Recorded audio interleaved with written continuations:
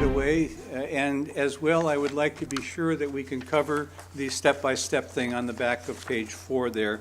So why don't we start with question right here? Quick question. You said that you've published in several other countries. Was it translated into those languages or all? No, it's all in English, yeah. So far, it's all in English. And the other question that came up at the break was about the audiobook thing, because audiobooks are becoming much more popular. And I haven't had the opportunity of looking into it until this year. This past fall, I started looking into it with Amazon.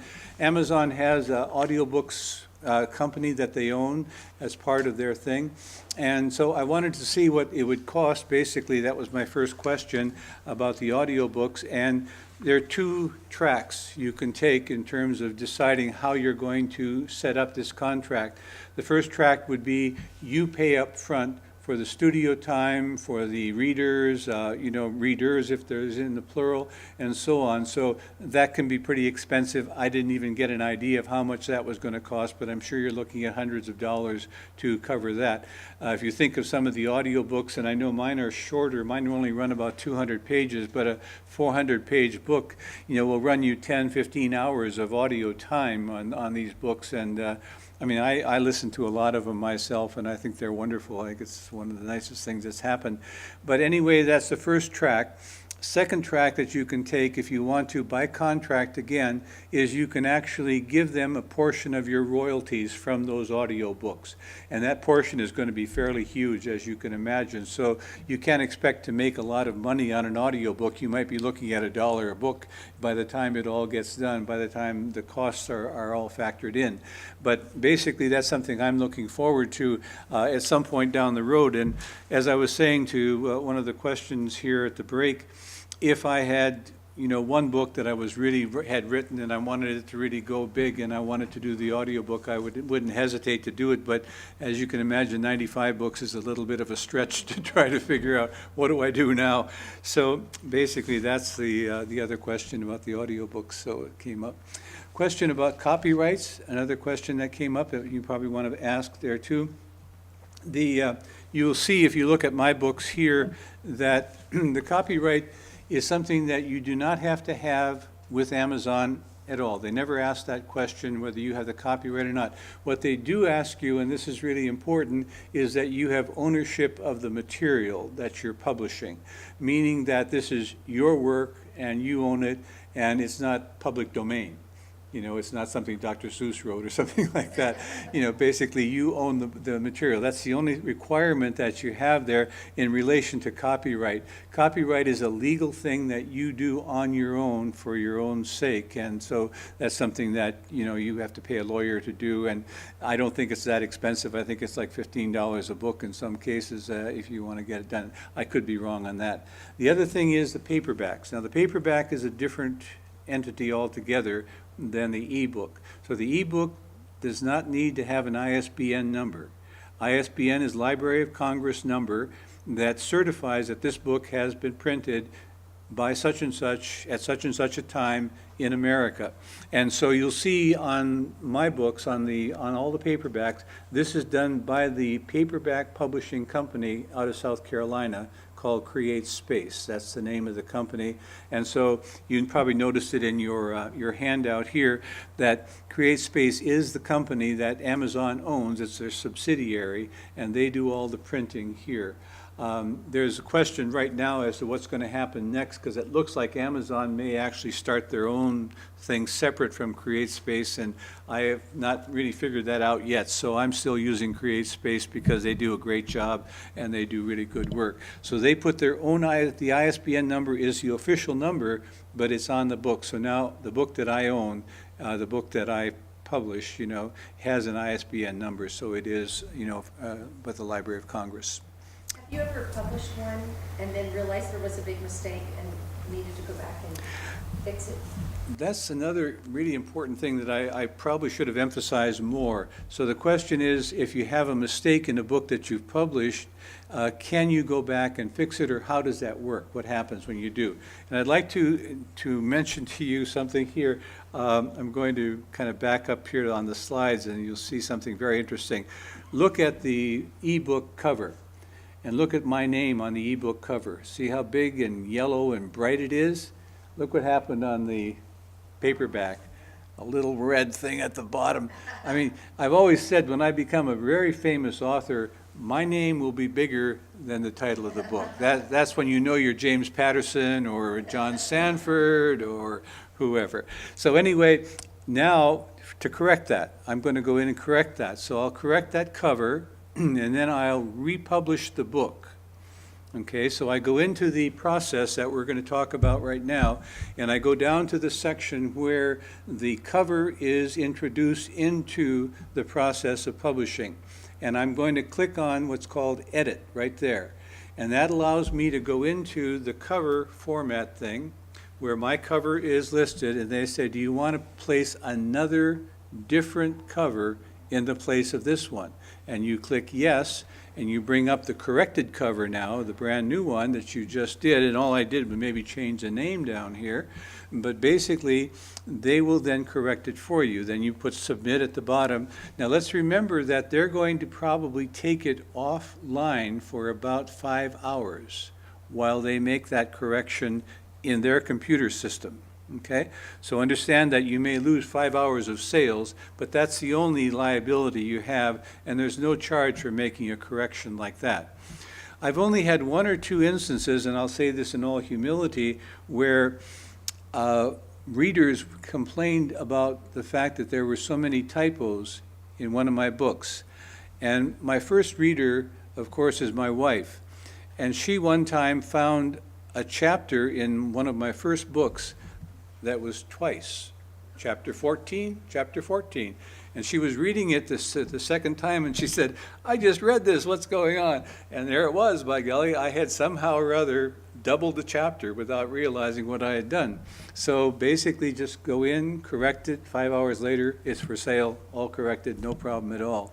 So that's how simple, see, and again, when you think about poor Johannes Gutenberg, if he had ever had to do something like that, he would have probably just died and gone to heaven before it was all over. It was just, because that kind of thing is such a difficult thing to imagine. But that's, again, the wonderful thing we have with the computer. I mean, when you think about when computers first came in and, we had word processors, wasn't this marvelous? It's exciting. And now we have this whole thing that's going on now with the ebook publishing. And again, this is true of paperbacks or ebooks, either one. It works the same. The correcting process is the same. Question? I'm not sure I understand about the copyright. So in the paperback book, the company does the copyright and gets your number, and then the ebooks are up to grabs. Good question. So the question is the ISBN number, the Library of Congress number, the same thing as a copyright? And our lawyer in the front row here is shaking her head. No, no, not at all. They're two totally distinct things. So that the ISBN number is something that is required for you to publish a book, but it is not something that you pay for. Okay, that's something that's just given by the publisher of the books, the paperbacks, okay? So that is something that comes automatically with that. And they give you a choice. Do you have your own ISBN number, or do you want us to assign it? And so what you do is you click Assigned by CreateSpace, and they assign it automatically. Now, we're still only talking about the Library of Congress number.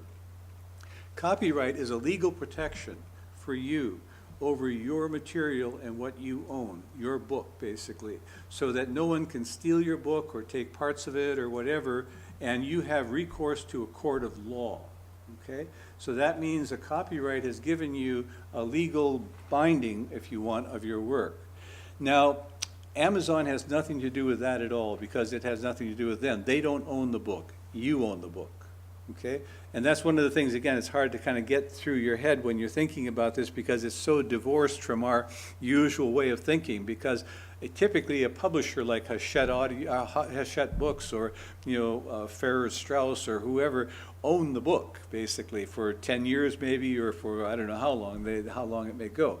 But basically, in this situation, every one of these books I own completely myself. So they're my books, and I own the right to them, so to speak.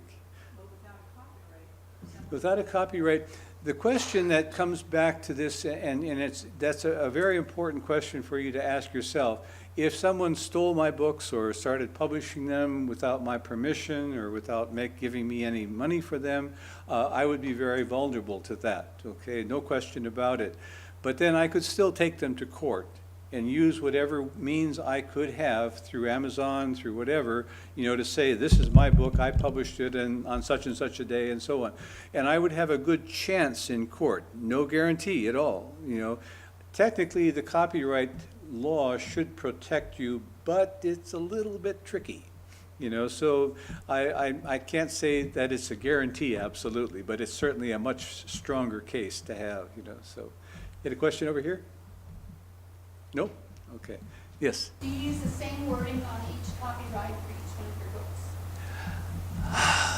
Yeah, I guess you have to be careful because the copyright has to relate to the specific book itself. So, there would have to be some way of connecting those two, and I'm not sure. So that would be just for the legal copyright you're talking about, right? Because every book that you put in, you obviously have to put a description of the book, and that goes into Amazon's brochure and format and so on like that. It goes onto their author page and so on like that, describing your book. So that's a whole nother thing altogether. But I think the copyright as a legal document has to relate specifically to this book and not that one, I would imagine. Yep. Any other questions there? Okay, well, let's quickly look at that last page of your handout, and we'll take a look at how the process of publication works. Both sets of publications run about the same amount of activity on the computer. And so the first thing that you have to do in these two cases is you have to join Amazon.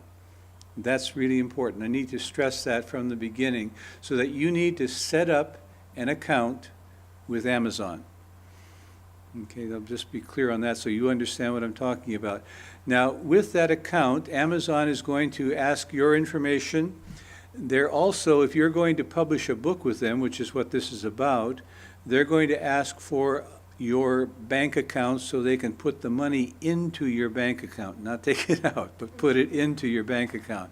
So you're setting up, I wouldn't call it exactly a contract, but it's very close to that with Amazon.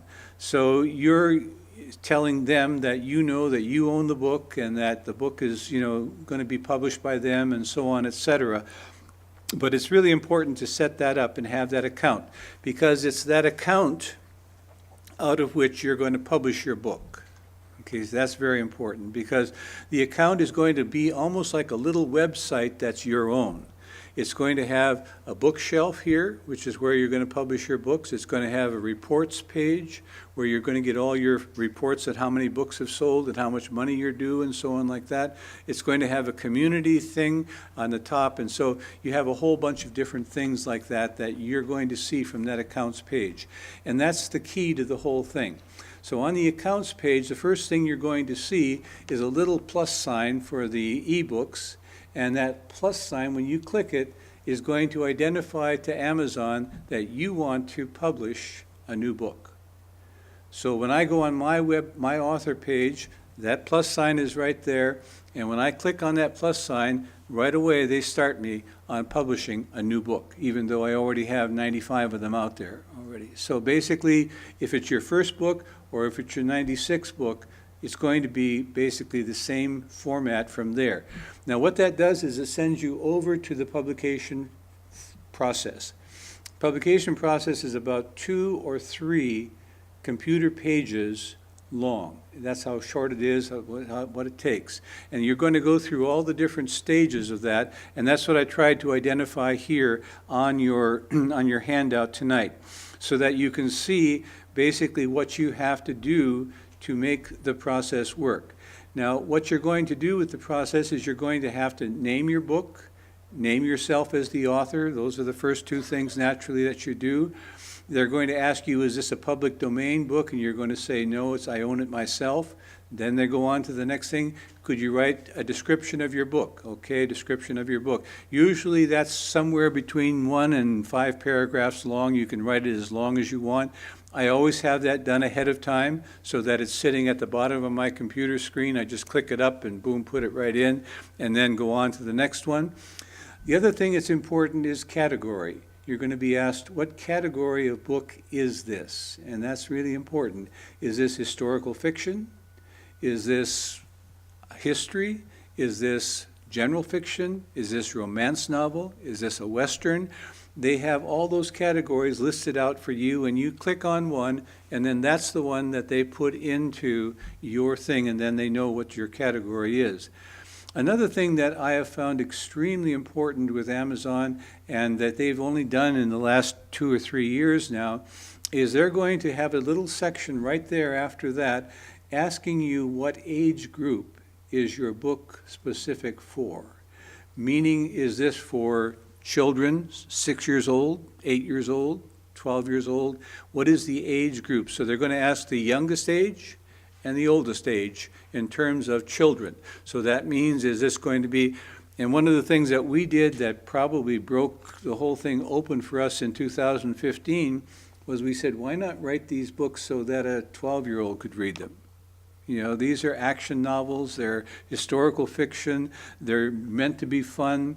My reader of this book here, when it came out 2 months ago, my first reader, one of my dear friends, I gave it to him. He said, I started it on Saturday morning and I finished it by Saturday night. And I said, damn, that's what I like. He's got a high school education and he loves reading books like this, and he's read every one of this series. That was number 13. And so I had one woman one time who, when I was first getting started, I had 6 books out in my Western series, and she read the first one on Monday and finished the other 5 by Friday. And on her review for the review section in the author's page, she said, I can't wait for the next one. So she'd literally read all 5 books in a week and couldn't wait for the next one. That's the kind of reader I'm writing for, you know, with my novels. And I got, as I said, 75 novels. That I write them because they're fun. I don't know what's going to happen usually. I have a general idea, but then as it goes along, I'm surprised sometimes of where'd that come from, you know, why did this come up, or that kind of thing. So basically, that's the way I write. That's my style, and it's something that I enjoy, you know, writing for that reason, because it's kind of an adventure for me like it is for the reader, I hope. And sometimes I'm even moved to tears by my own book, and I say, damn, that's good. You know, that's right. That feels right. So anyway, so you go on then, the age thing is really important. Think about that for your own, you know, book. What, you know, who's going to read this book, and what does it mean? When you think about the next thing is there's a keyword section that's very, very important. If you've done anything about search engine optimization, as they talk about in computer circles, keywords are the whole thing. Your algorithms that work the computers are always looking for keywords. And so if you're writing a Western and it's about mountain men, you want to be sure you're identifying mountain men as your first or second keyword, because that's what's going to be found by the searchers.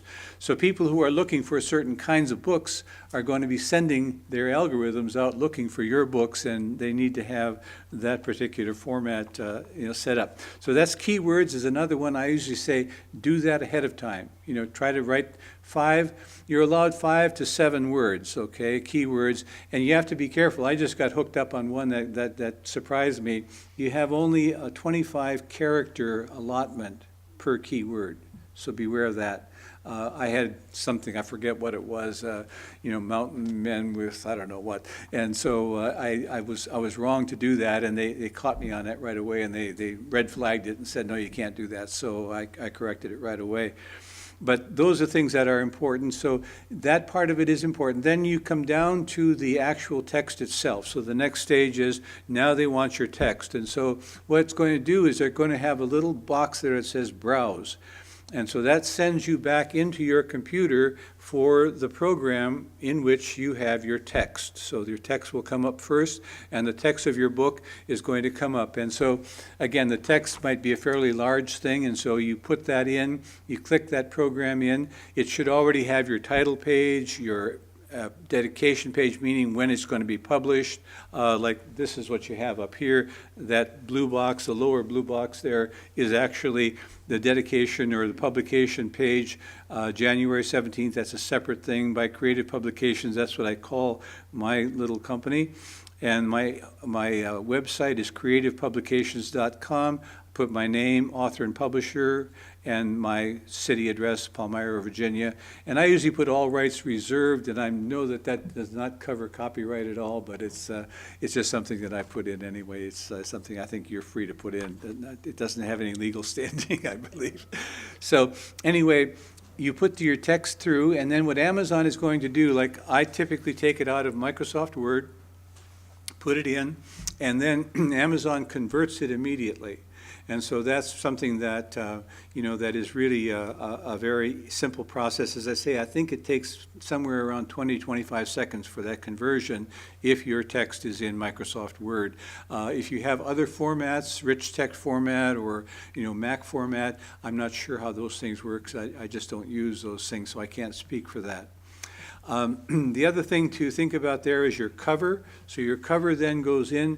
Now the cover is actually, this cover here that you see is the ebook cover that you would pick up. So like if I call it up on my cell phone, that's the cover I'm going to see. Call it up on my iPad or on a Kindle, that's the cover I'm going to see. Obviously, covers are important things for sure, but when you think about it, the cover needs to be in JPEG format. So basically, this is really like a picture. So what I do is I use a program called Microsoft Publisher. I don't know how familiar you are with Microsoft Office, but whether you're using a Mac or a PC, the Microsoft Office is 5 or 6 different programs. If you get the full program, the full Microsoft Office, one of the programs is called Microsoft Publisher. And I use that for all my cover work, and it covers photography and so on. But you have to be careful of this JPEG thing. So when I do my cover in Microsoft Publisher, there's a conversion thing that converts it to JPEG.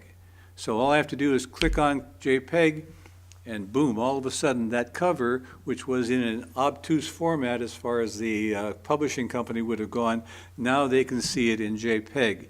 And so they wanted as good a picture as possible, and so they're looking for a certain resilience in that way in terms of the pixels and so on. So either JPEG or the GIF format. So that's an important thing. Now when you've gone through that, they're going to ask you to price your book. So if you're doing an ebook, the price range is going to be different for an ebook than it is for a paperback. My ebooks run $4.99. They could go as high, I think, as $7 or $8. Microsoft sets a range of prices for you. I don't have a problem with that. Other people might, and I know there's been a lot of contention with the big publishers about Microsoft trying to underprice everybody. And that's something that Jeff Bezos has always done wherever he's gone, and so that's something I don't get into because for me, I'm not looking to strike it rich here. But anyway, they set a range of prices and you choose what it is. So if you're looking at an ebook, you're running again about a 70% royalty for the ebooks, okay? And so be careful about that Kindle Select that I told you about, because that obviously falls out of that category completely. So anyway, that is how the whole system works in that process. So basically, you price your book. They'll give you a breakdown of the prices in England and France and so on like that, and tell you what your royalty payment will be in those countries and so on. And then at the end, you click Submit. You're done, basically. And so you're going to, now there's also, that's just the ebook. So you just click Submit. And as I said, there'll be a little box will come up and say, it takes about 5 hours for this book to be reviewed. And then we'll send you an email to tell you that it's already for sale. And so basically, that's going to be that way. I don't recall, now, it's just funny how you do things so often. I'm not even sure that you do a proofing with that. I don't think there's a proofing with the e-books, because that's just the e-book format. So I could be wrong on that, but anyway, that's the e-book. So that's the first paragraph here under launch your publication. So the second one is for your paperback. And the paperback is different for a couple of reasons. Your text is going to be the same, but now you've got to be thinking of putting it into a format, okay? With your ebook, you're actually just simply going to present it as a Microsoft document. But with this book now, I've got to go with a 5.5-inch by 8.5-inch page. So basically now the text has to fit onto those pages, so you can see how that works when you look at it. And you know, if you know computers well enough, if you've done computer work, it's not a big deal to do it, but it is a complication, and you do have to go through that complication. CreateSpace has about 2 or 3 dozen templates that you can use to do this formatting. And so I always just pick 5.5 by 8.5, and that's my page format size. When you do the full cover, that comes out to 8.5 by 11. So it's an easy format to work with in the publisher. So basically, that's the first thing you need to be thinking about is your size of your page and how that's going to work for your paperback. Now, this is just the paperback that we're talking about, so let's try to stay with that, stay focused on that. Once you've done it into the format here and you got your page numbers and everything the way you want them, then you have to convert it over to PDF. And again, for those of you computer familiar, you know, basically that's just one little thing, one little click on your thing. It's done in a matter of seconds, and now all of a sudden your document is in PDF format. And so now it's a separate format, a different format than you're used to, not Microsoft Word anymore, but PDF. And so that's your text. And then if you look at your cover, same thing with the cover. You've got to fit into the format here, and then once you got that done, it's going to want it in PDF this time, not JPEG, but PDF. So the cover and the text, both in PDF format. And again, the computer, if you have that program that I was talking about, will do the same thing. And so basically now you go to your account page. Now again, excuse me for forgetting to mention this, but these 2 different publications are going to require you to have 2 different accounts, okay? Amazon is, I think, trying to stop that, but for right now, CreateSpace needs you to enter all your stuff into their account, and you then have your own account with CreateSpace, just like you do with Amazon for your ebook. You have a member dashboard, as it's called. That's your account page, and that's where you're going to click Add New Title and start your new book. You know, they're going to ask you, CreateSpace can do CDs, can do videos, and it can also do paperbacks. So they do paperbacks.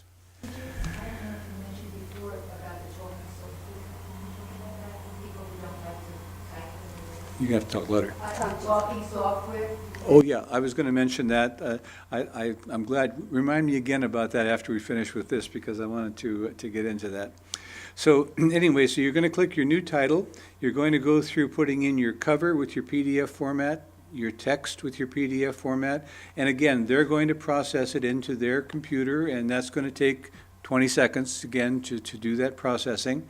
And then they're going to go through your pricing, how much it costs. Now, these books that I'm pricing, I'm running on the low end of their spectrum at $8.99 per copy is what I'm charging. If you were to order one of my books from Barnes & Noble on the internet, you would get one of these copies. So basically, that's how it works, even though they're not Barnes & Noble books, and you couldn't find them on a shelf in Barnes & Noble. Though every time I walk into Barnes & Noble, I keep looking on the... I have to say that when we published this book here, I was in a bookstore in Cambridge, and I walked by the yoga section, and damn, there was the book, and I just stopped and said to Rosalie, we got to buy both copies. But anyway, when you think about it, the same process will go through for the pricing of the book, and then with this one, they're going to ask you markets. You want to sell it through Amazon? Yes. Through CreateSpace? Yes. Through libraries? Yes. through bookstores? Yes. So you're going to just check off all those things as the ways in which your book will be sold. This is very much like a lot of those books, paper published that I was telling you about. I have not had good luck with the paperback sales at all. I just have to be honest with you. So anyway, once you put that through, it's going to take about 24 hours for the paperback to clear. And then they'll send you an email, and they'll say the only thing you have to do now, it's not for sale yet, is to proof your book. So you go onto your dashboard again, and you call up proofing the book. And that section comes up, and they give you a digital proofer, so you can proof it right there on the screen. Or, and I know one of my friends did this himself, his first book, he wanted a paper copy. So they'll send you a proof copy, as they call it. The book is still not for sale, but they'll send you a proof copy, so you get actually a paperback that's exactly the same as the one that's going to be published. You know, it's all the same as that, and you can look it through very carefully and then make corrections yourself on the computer. So basically, and then approve whatever you've approved that way. So basically, that's how that process works. So the publishing, as I say, is something that's a very, very pragmatic, very simple thing to do. Rosaline just brought up the question of how do I write, and I wanted to have you understand that I do not write by hand or type. I mean, I do type. I'm a good typist, but basically I don't do that because if I, had to type, 50 or 60,000 words, I would probably have carpal tunnel right now, and I'd probably be sitting here trying to get my fingers straightened out because it would be so much work. So what I use instead is what's called talking software. And if you've never used something like that, from my experience, from the very first time I used it until today when I use it, it is the most singularly magical thing I've ever done on a computer. So you're sitting there and you're talking and it's coming up on the screen. It just comes right up like that, word by word, exactly what you just said. And, that is being perfected every year. As you know, with all the Alexas and Siris and things like that that are going on right now, that technology is becoming an enormous, field of research. And so it's getting better all the time. When I first started with it, the errors were so astronomical that I almost gave up many, many times, if any of you started it. The company that I use is Dragon Naturally Speaking. It's the most well-known of the companies that are on the market. To get their program, it's a software program that you have to purchase. You can get the lowest end, I think, is something like $79. The most expensive, high quality is $175. So basically, it's a program that you put on your computer. You have to set it up every time you use it, or keep it on set up all the time, and then it will do commands. So for instance, it will do things like, if you're writing a line, for instance, like let's say I'm writing a line from here, it should be noted, comma, that Amazon offers many different assistive services, comma, during the publishing process, some of them for a fee and some of them for free, period. And so if I want to change paragraphs, new line, boom, new paragraph. And so I just do that all automatically now, and sometimes I'm surprised I didn't do it tonight. When I'm talking in public, I will sometimes put commas in like that, and people look at me like, are you crazy? What's the matter? But that's when you do too much of it. Yes? I'm interested in this because your process is all speaking, and you don't write anything. Right. I'm just amazed. Does it, you can proof it, it's gonna come up. as No, a- that's not, I know that, but I'm just saying, your actual creative process is all spoken. Yeah. That's amazing. It's funny, when I guess I'm a storyteller by nature. When I was 10 years old, the kids in my neighborhood used to sit around with me in the evening under the streetlight, and I would tell stories. Yeah, BSing, and I'm really good at that. And so basically, it's something that is a very natural thing for me to do. Not everybody would be comfortable with that. Some people would be intimidated by it, I'm sure. But for me, that works really well. I use a microphone setup with a headset that's a remote. So basically, if I get tired sitting in a chair, I can walk up and down in the office and dictate, or I can sit over on the chair. And it prints it out on the screen, yeah, no matter where I'm sitting in the room. I can almost go to the kitchen, but not quite, so I can't make it to the refrigerator on that, but, What if you wanted to like completely change excuse me, is it, what if you wanted to like completely like change a whole sentence around or whatever, would you have to delete it and then say it again, or? you can do that. That's one of the ways to do it. I think that the thing to realize about that particular question is that we always think of having to do a sentence over by retyping it, canceling retyping, as sort of a chore.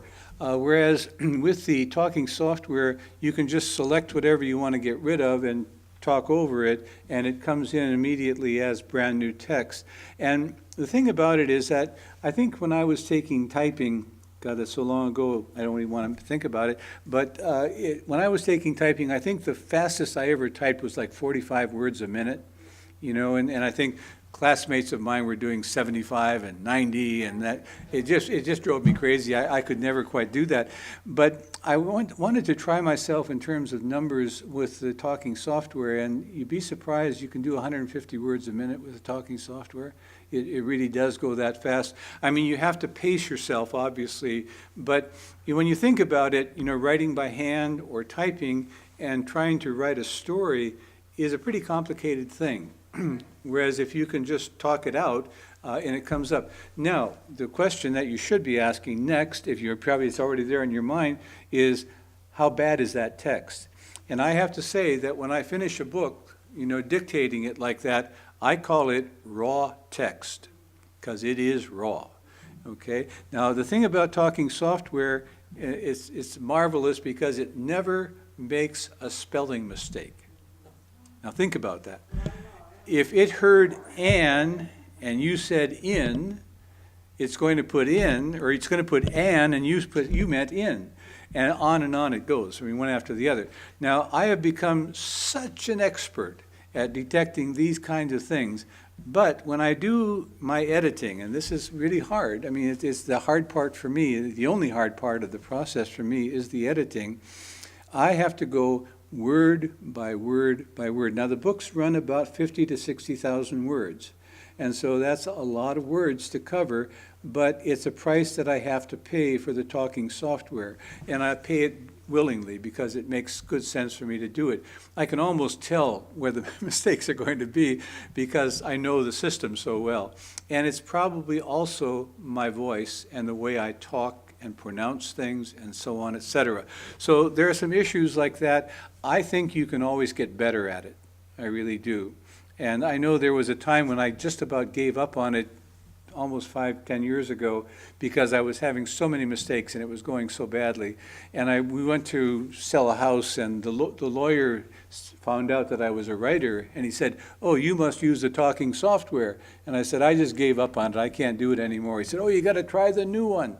And so truth is, every year they come out with a better product, and so they've improved it, and so that's what's true. And I bought the new one, and I've been addicted ever since. But Can you manually change things too, or does it have to be all spoken? But can you, if you see something real quick, that you could just change if you wanted to? I usually will do, I've tried to do it. They haven't perfected it yet so that it goes into text and out of text easily. So if you're familiar with text, is a pretty hard thing on the computer if you're used to programming and that. And so to get into that and make a change in it is a big deal for the computer, not for you and me. So I would rather type it, I would type it in, when I'm making those corrections. So I typed in the corrections. Yep, I would do it that way. Just out of frustration. Now, do understand that if you have Microsoft Windows 10, okay, like if you have that on your computer when you go home, there is a program built into Windows 10 with talking software. And it's a pretty good program. It's just that you're working off a microphone that's right here. And so that's the difficulty with it. If you can use a microphone like a headset and that kind of thing, you might be able to get a better accuracy.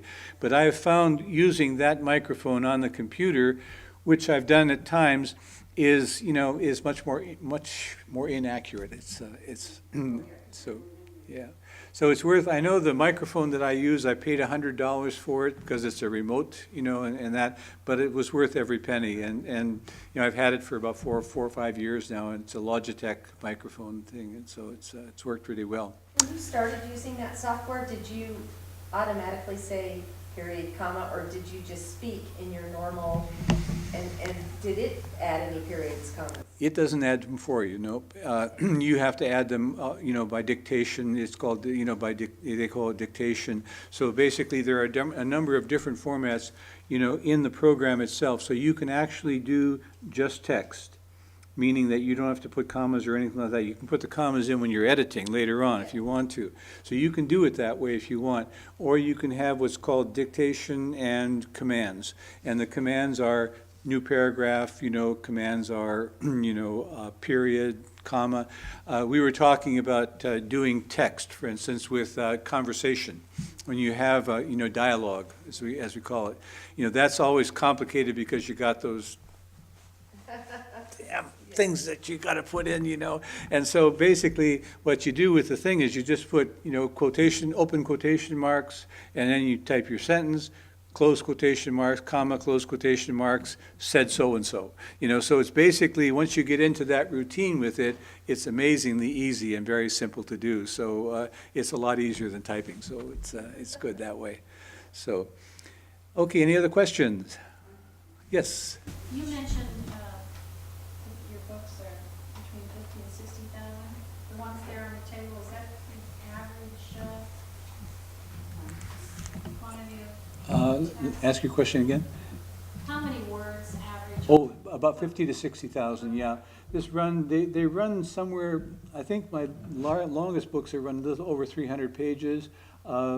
Normally, the short ones are about 200 pages, 175, 200 pages, and that's running about 50,000 words, 60,000 words.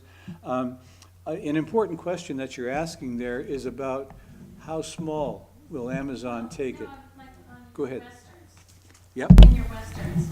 I'm talking to somebody, they said some quantity was considered a novella and not a novel. Mm-hmm. What's the difference between, I would, yeah, good question. A novella or a novel? That's a good question. I would think a novella was probably running somewhere between 30 and 40,000 words, whereas a novel would run over 50. I mean, that would be my thought. I'd never given much thought to that question because it's really a very good question.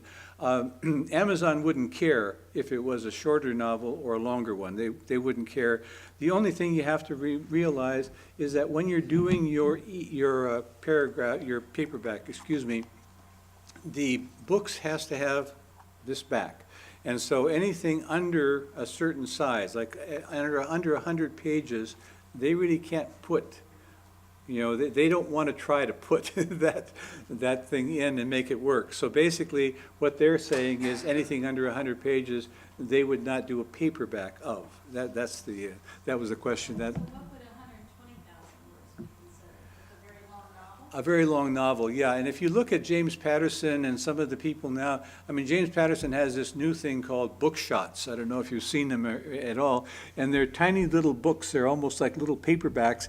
And they probably run, I would say they're probably novellas is what they are in your sense. But he's saying that he's doing this because he thinks that people are not able to handle the 400-page novel anymore. He says he thinks that the attention span of people is going downhill so fast that they only want, yes, Pat?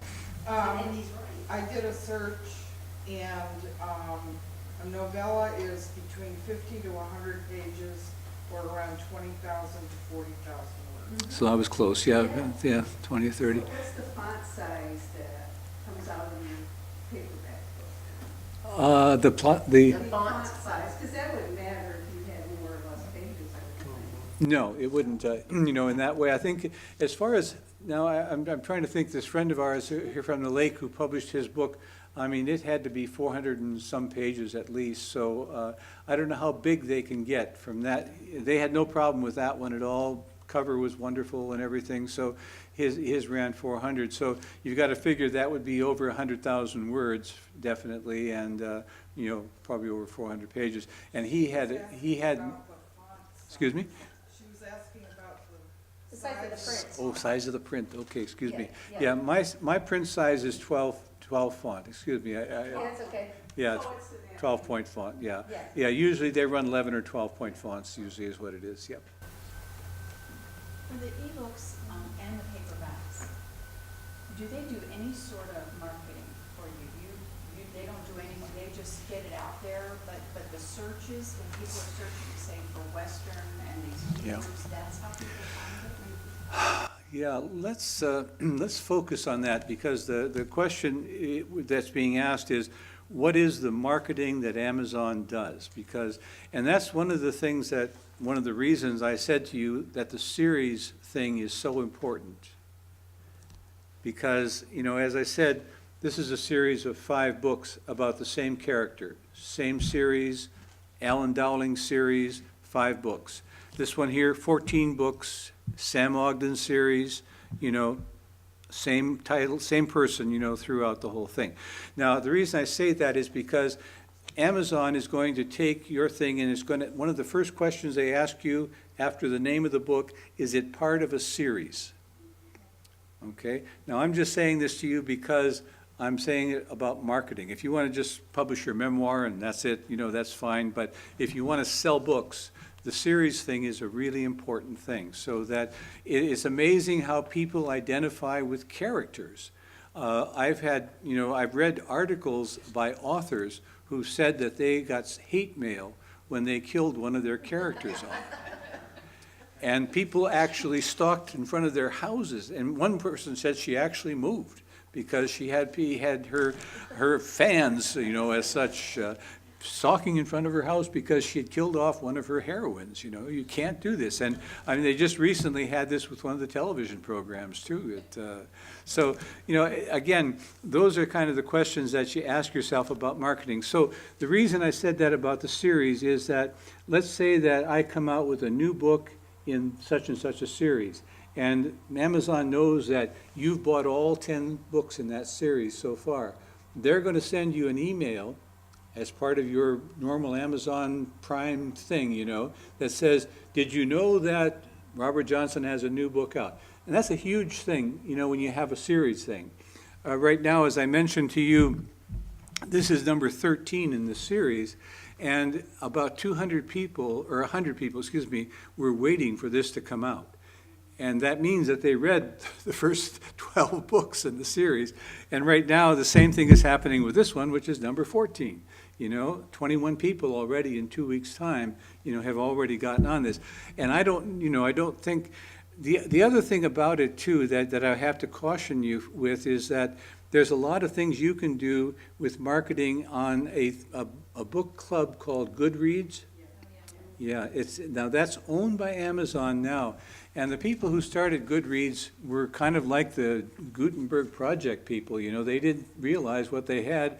You know, the genie got out of the bottle, and all of a sudden, before they knew it, there were 7 million members of Goodreads, you know, and this was just, you know, out of nowhere kind of.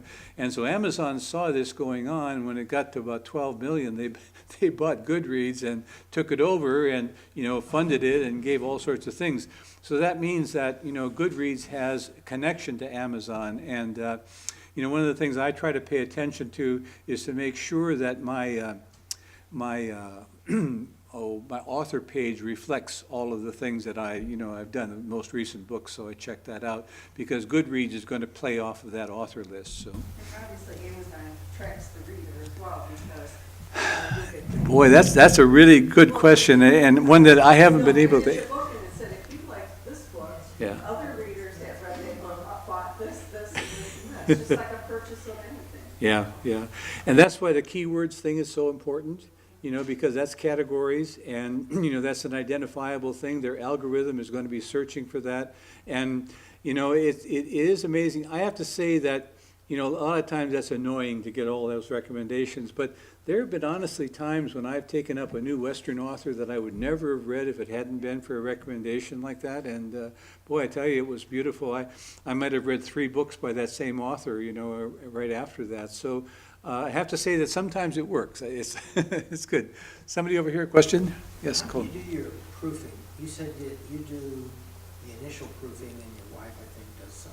She has done Do some. you do that like electronically, or do you hard copy it, or how do you handle that? Okay, I don't do it through hard copy. I do it on the screen of the computer, but as I said, I do it very methodically.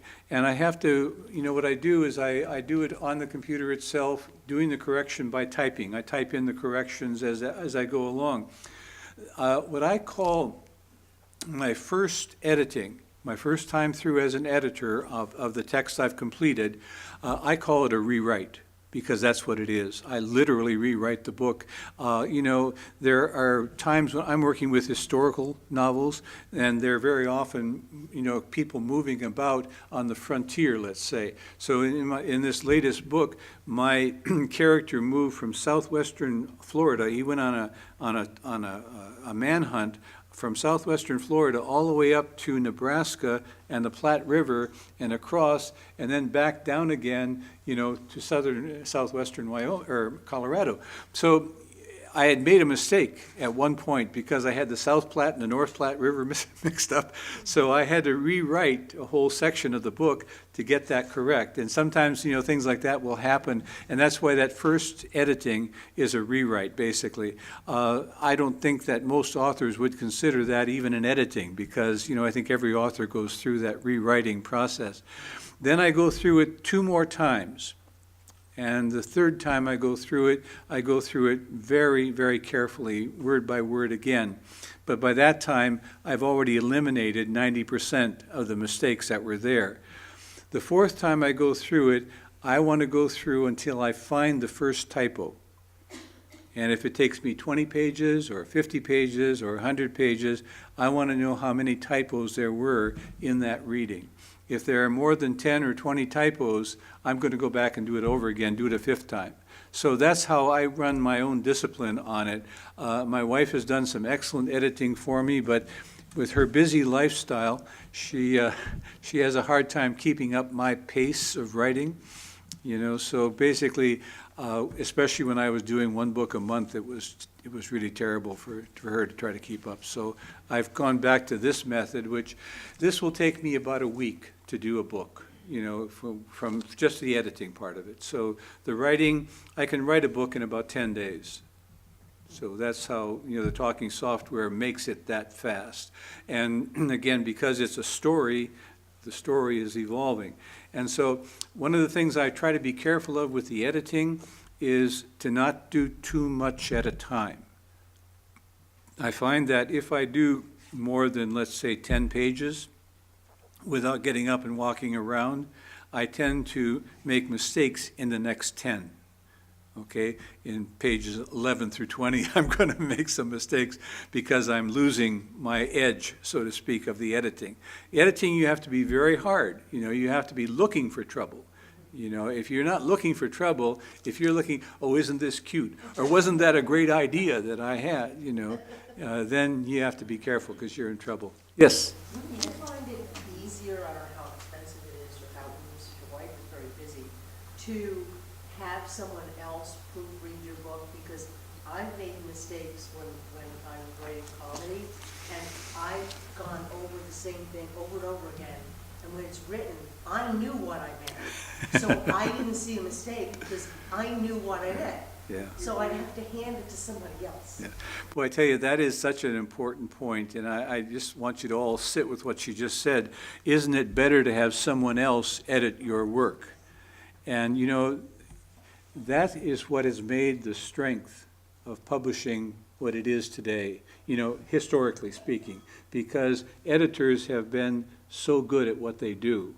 And they are basically, as you say, looking at it with different eyes, and as a result, you know, they're basically doing a job that the person who wrote it can't do themselves. So there's a tremendous wisdom to there, and I would say 100% it would be definitely the right thing to do. I remember the first time I went to the book fair here in Charlottesville when I first moved here. I went around to several of the book discussions that they had of all these wonderful authors who were so successful, and it was just fantastic. And nothing really famous, just regular, good-natured, good authors. And so the questions kept coming from the audience. Well, how do you deal with this, or how do you deal with that?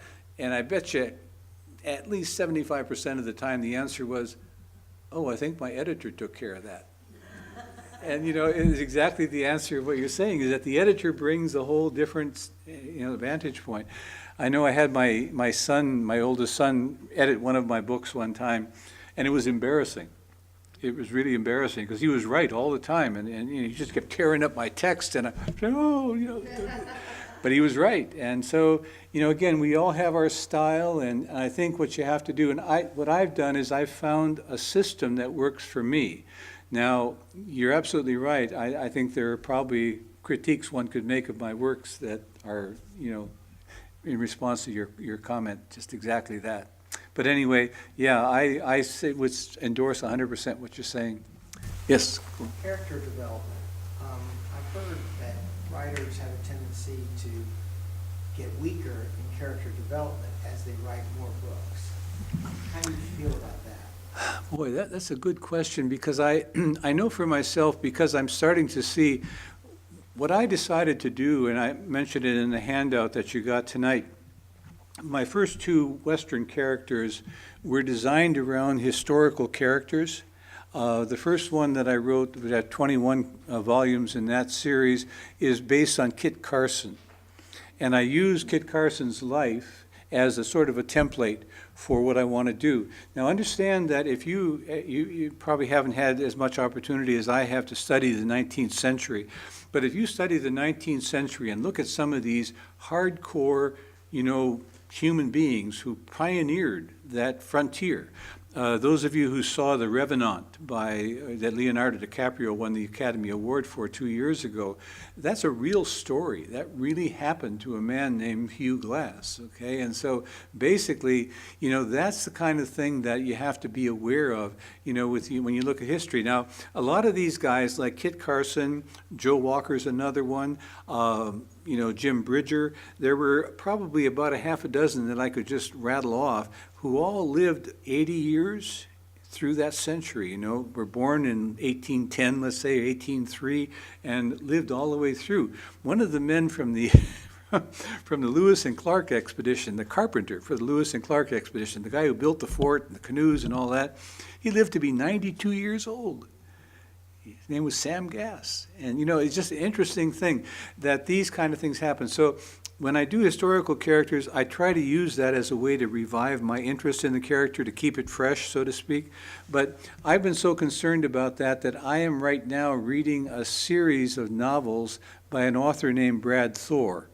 I don't know if you've ever heard of him, but he writes terrorist novels, spy novels, that kind of thing. And he's written 16 novels about the same character. And his novels are so popular that his fans actually schedule their vacations for when the book comes out every year, because he writes one book a year. So his books come out in July, and they schedule their vacation around when it appears so they can take it with them on vacation. So basically, I'm reading his book to try to understand how he deals with that same character episode after episode or book after book. His books are 400 pages long and very highly researched and all that kind of thing. And I'm on number 10 right now, so when I figure it out, I'll do that. But it is a challenging thing when you write a lot of character, development over a long series like that. Somebody else had a question? I have a question. Yep. Another question about copyright. Mm-hmm. I can just tell you my own personal experience is that a couple of weeks ago, I applied for a copyright for a single work. And it was a very simple process. Went to the U.S. copyright website, signed up for an account, just like signing up for an account with Amazon. Mm-hmm. You specify the type of work that you're submitting, whether it's printed or audio or some other media. You give them the ownership information. They tell you what the fee will be. In my case, it was $55 for a single piece of work. Mm-hmm. you give me a credit card number, and your order is placed, and then you wait about 2 months to get a certificate of copyright, which leads me to the question of why you stated that an attorney is required for that process. Yeah, it's a good point. You're right on that, and that was my mistake to say that you needed an attorney to do it. You're right on that, because I remember looking into that now quite a few years ago, and it was $15 back then. It's going up a bit. It's literally just as simple as process as Sure. ordering Yeah. something from Amazon. Yeah, And you have to wait for approval, but once it's approved, they will mail you a certificate. yeah, And if you submit more than one piece at a time, they also have bulk rates.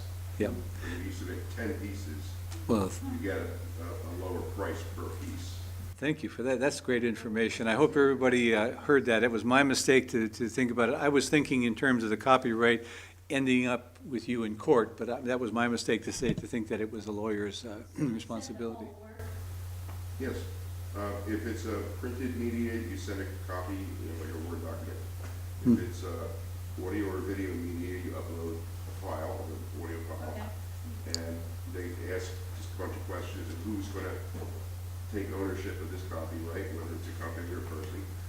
And you fill in the information boxes, you pay the fee, and you're done, and you just wait for the certificate from the mail. Now, let me ask a question back to you, because that's a really good observation.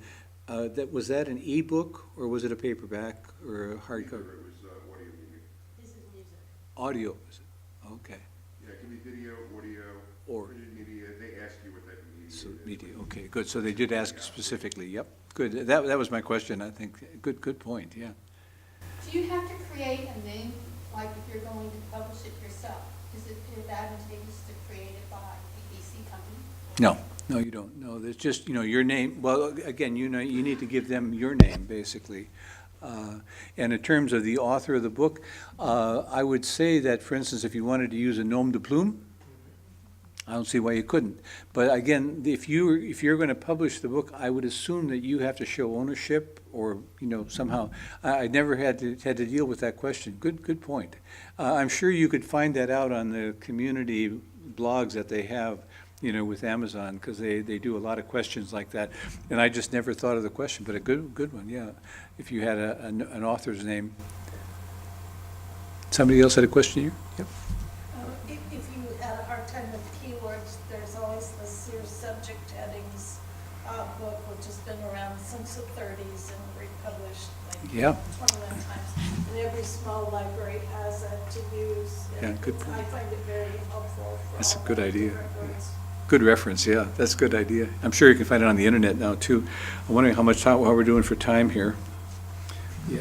I wanted to ask, how many hours a day do you write? Do you set aside a certain amount of time? Wow, good question. Authors are chronic, habitual, whatever. If you talk about Larry McMurtry, for instance, he writes 10,000 words every morning by 11 o'clock. I mean, some authors are really strong that way. I just have a lot of more flexibility with it, but I always write in the morning. So my writing usually will start around 9 o'clock, and I'll usually write 2 or 3 hours in the morning. If I can get in 3 hours, I've literally written 10 chapters, basically, of a book. So, if you figure there are going to be about 50 or 60 chapters, I literally could do a book in a week if I was in a hurry, if I wanted to do something in a hurry that way. So that's just writing the raw material, again, as I said. So it's not the finished product, but my thing is morning is the best time for me to write, just my own personal thing. So, good. I think we better wrap it up, and one last question. Are kids' books as easy to go through Amazon too, if you're gonna print up, if you wanted to write a children's novel, or just a short story, Yeah, as far as I know, it's, I'm trying to think if they have a separate category or if they do anything special for children's books. But as far as I know, you could do the same thing with the children's book. I guess the question always would come in with children's books with the illustrations. And that is something that again, I have done some pictures in books. I have one book on centering meditation that I did some pictures just to try it out, to experiment in black and white to see what I could come up with. But I've never really explored the idea of doing colored pictures or, format for that. I would assume that pencil drawings, for instance, that might be in a children's book would be very easy to publish. I wouldn't see any issue there at all. But it would be any kind of colored picture, I would imagine, that you'd have to really be concerned about. Yeah, good question. I just have never done children's books myself, but it's an interesting question. Rosalie, did you have another observation? No?